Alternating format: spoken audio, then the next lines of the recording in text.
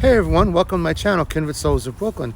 And folks, a lot of excitement. I'm here in Sarasota, and you guys might not know this, but Sarasota is the center of the arts, but it's also the center of the Ringling Brothers and Barnum Bailey Circus. This is where John Ringling and Mabel Ringling actually lived. This was their winter quarters up here. So we're going to do a little video on this because a lot of exciting news coming out of the news lately that in 2023, the Ringling Brothers and Barnum Bailey Circus, the greatest show on earth, will be returning without animals. So I don't know how that's going to go, but going to be very interesting. So I'll give you a little tour here of the whole grounds. It's amazing. So I hope you enjoy it. Stay tuned. So the grounds here are incredible. I mean, you have a university here, you have theaters, you have a famous restaurant, but this was all this entire property was actually owned by the Ringling family, John and Mabel, and they came to Sarasota in the kind of the late 1800s, and this is part of their house right here. And as you guys all know, the Ringling Brothers and Barnum Bailey Circus actually stopped doing performances in 2017. The last performance was actually, oddly enough, at the Nassau Coliseum here in New York, in Long Island, and they did that show, and it was kind of, they did a lot of stuff, some stuff without animals. I guess that was kind of a precursor, but they had gotten a lot of complaints from PETA for mistreatment of the elephants, and there's a lot of good news on that front. Ringling, you know, there's been a lot of controversy as to what they knew, didn't know, but basically, regardless of all that, they've made some very positive strides in the past 5 years on that, and I'll tell you about that right now. So before I talk about that, I want to show you this sign that this was the actual house. You can see right here, this was the mansion that they lived in, because down here was the winter quarters, and you could read that. But look at the beauty. I mean, this was finished in the 20s, but I mean, this was incredible. I mean, and they did a lot of good in terms of a lot of charitable stuff that they've done over the years when they were alive. But you could see how brilliant and amazing this stuff really is. Look at this. So this is just a little view of the inside. This is where you go and pay. I'm not going to do this today, but I hear this grill room is really amazing that they have, the Ringling Grill Room.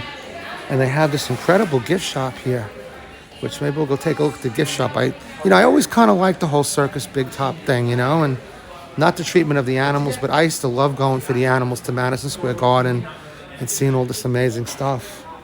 And just love doing that. I'll put some pictures up here of that. I mean, if you like circus stuff, this is it's very artsy too. But these are all books on history of it. Lots of nice shirts, and they're still doing the elephants and all that. But I guess the question is, will a circus without animals actually work? I really don't know. There's actually a place down here called the Big Cat Habitat, and the owner of that place thinks that, you know, they should do some kind of animals in there. You know, they still have horse shows, horse racing, dog shows, cat shows. So she was saying that, you know, under the right supervision, you could still have animals in the show. Maybe have people who own the animals, have them come in. Look at that. Oh my God, this is great. There's something about it. I always love the big top stuff. They have the elephant here. Look at how amazing this stuff is.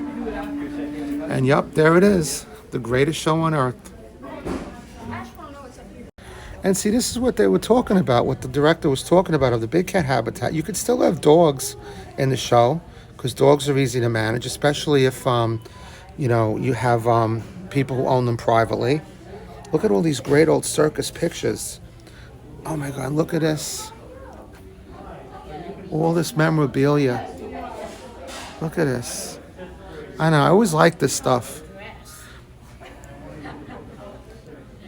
It was always very exciting going to see Gunther Gable Williams or, you know, someone like that coming to Madison Square Garden. That's really nice. Look at that view of the grill room. Really nice. I gotta come back and eat here one day. This is beautiful. I mean, look at these lush gardens behind me. It's hard to imagine.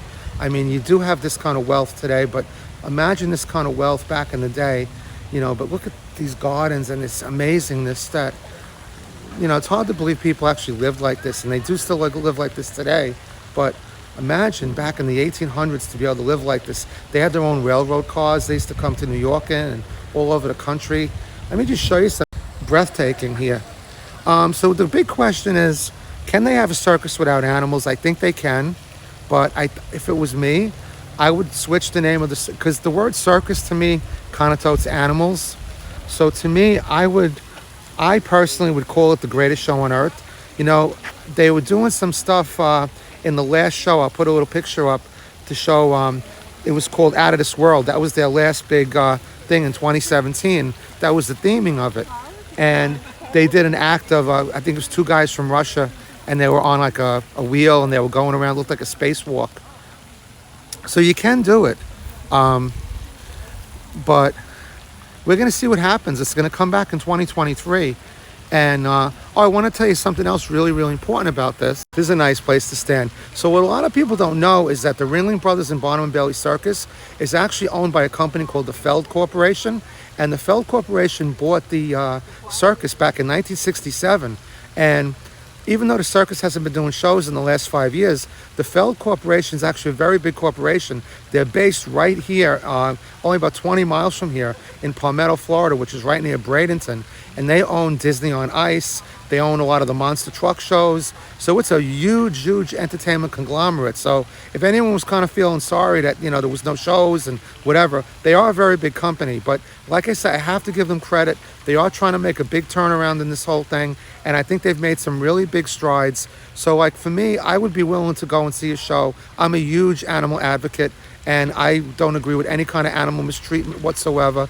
So to me, hearing all the things that they've done, seeing some of the things that they're doing with the elephants over here in White Oak, I have to applaud it. And I mean, because look, I mean, I don't know, a lot of things were crazy back in the old days, but if someone tries to make a difference, I do believe in forgiveness, that if they're trying to do the right thing, maybe we got to give them a chance.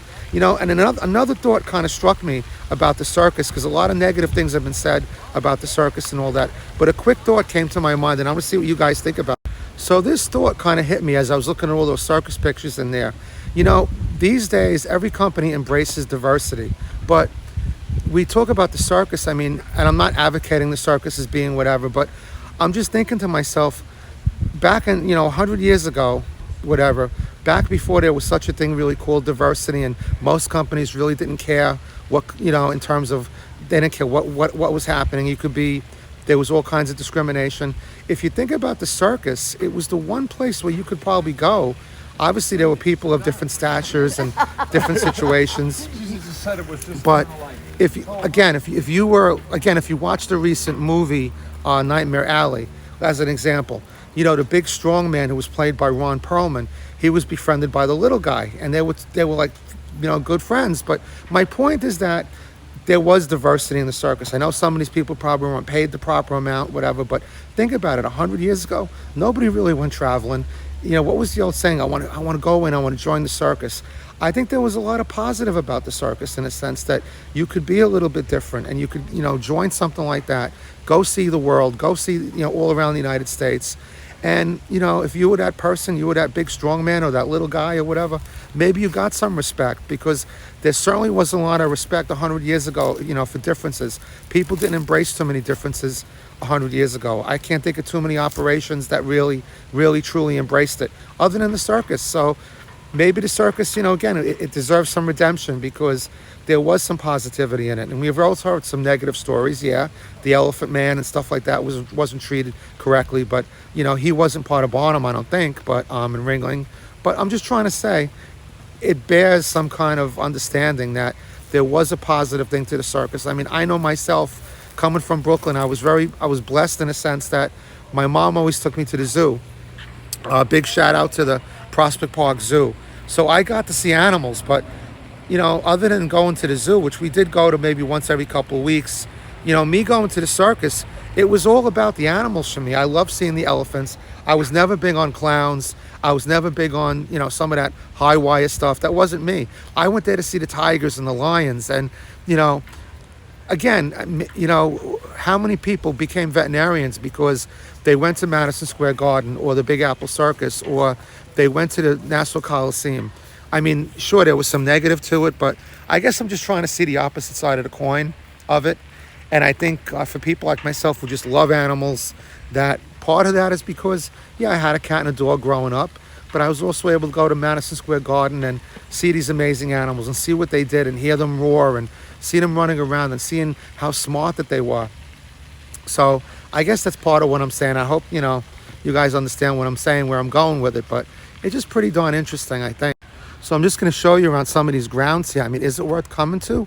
Absolutely. I mean, the museum inside I didn't go into.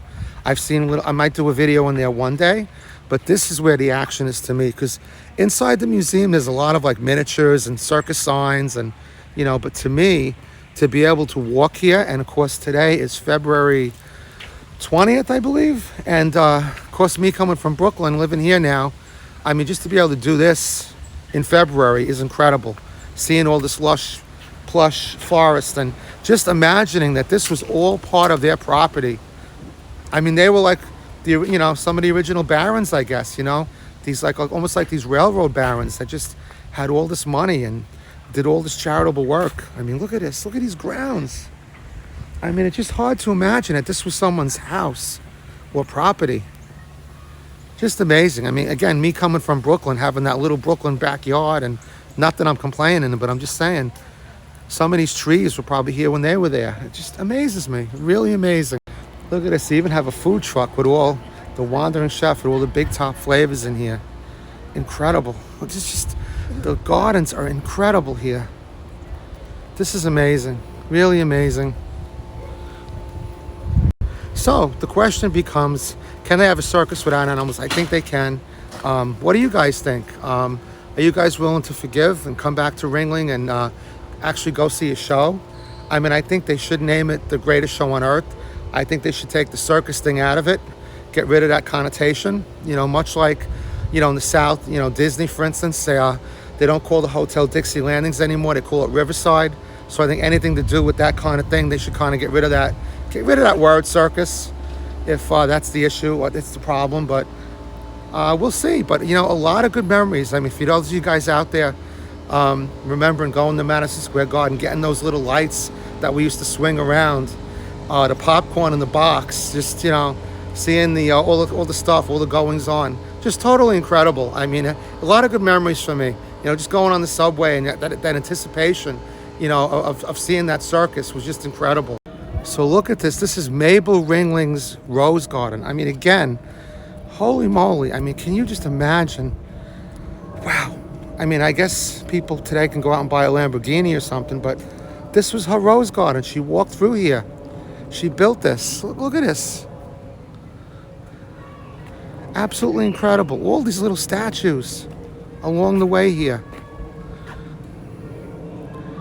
I mean, I'm not even going to walk. There's just so much here. I want to show you guys down there near the water, it looks like. But I mean, again, I'm just so taken by the amount of property and the amount of beauty that I can only imagine what this would have looked like 100 years ago, you know, in the 20s.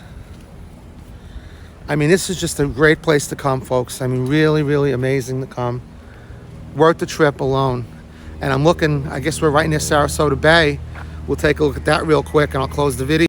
So I can't say enough great things about the home. I mean, again, the Ringlings, I mean, I don't think they had children.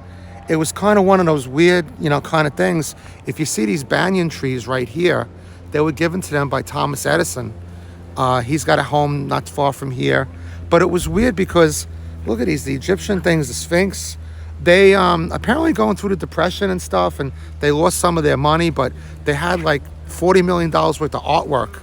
And they're actually buried here on the property here too. But there's just, you know, again, there's so much to see here. And I'll go a little closer over to this side. All right, so this is actually their house. I mean, you know, I'm just in awe. But this is their home. And look at their pool right here. But again, this is the Gulf of Mexico right behind them. Look at that view. I mean, I am just totally in awe with the dock. I mean, unbelievable. This is just stunning. Just stunning. Literally one of the most beautiful places I've ever been to in my entire life, because it has that peacefulness about it. You could come here and, man, be a writer and be inspired to write heaven knows what. Just a great sense of peace here that I feel. Blue skies, beautiful weather, unbelievable. So So folks, I want to thank you for joining me on this video, and it was pretty much about the circus, and I hope you enjoyed the video. I'd appreciate if you guys could subscribe. It'd be really great. Drop me a line, tell me what you think. Will the circus survive without the animals? What will they have to do? Should they just call it the greatest show on earth? And I'd like to hear your memories about going to the circus as a kid, whether it be the Big Apple Circus or the Ringling Brothers and Barnum Bailey Circus. Just let me know, drop me a line. So until next time, this is Al signing off from the amazing Ringling, I don't know what you want to call it, property, museum, university, restaurant, heaven knows what else. Hope you enjoyed the tour and the video, and I know it's cold back north, but love you guys, and I'll see you guys real soon on the next video. And my son Matt, I miss you, I love you, wish you were here with me, but I'll see you again one day. And everybody out there, peace and love. Take care of yourselves. Alrighty, bye.